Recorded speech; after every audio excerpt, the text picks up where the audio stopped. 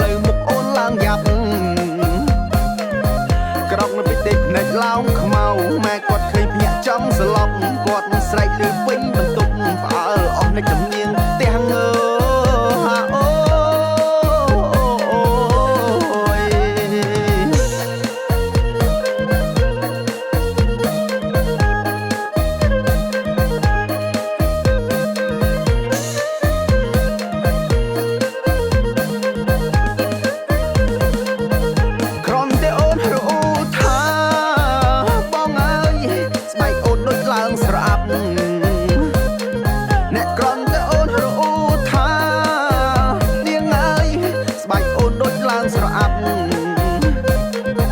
នាងនឹងមិនហ៊ានណាចេញក្រៅនៅតែផ្ទះឡើងទៅលប់ថានាងខ្មាស់គេស្ទើរស្លាប់នឹងមិនហ៊ានទាំងជុំមុខសងសៅ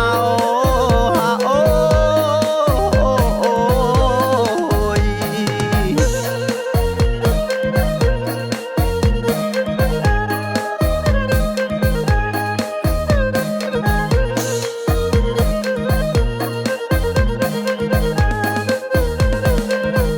ក្រំតែបងលឺនាងថាបងអើយអូនមិនហ៊ានជួបបងទេអ្នកក្រំតែបងលឺនាងថាបងអើយអូនខ្លាចបងខ្មាស់គេ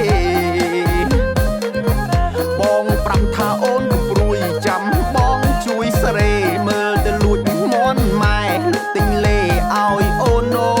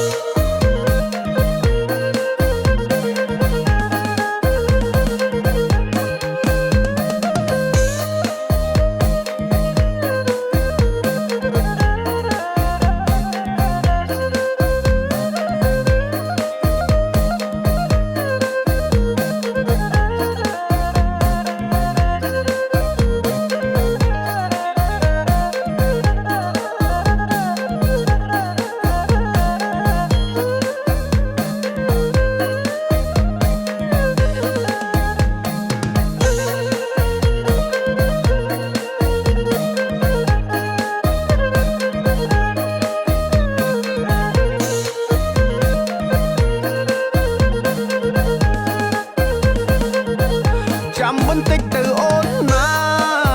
អូនណាបើមិនឲ្យអូនព្រួយទេអ្នកចាំបន្តិចទៅអូនណាពើណាអូនកំភៃណាមាសមេ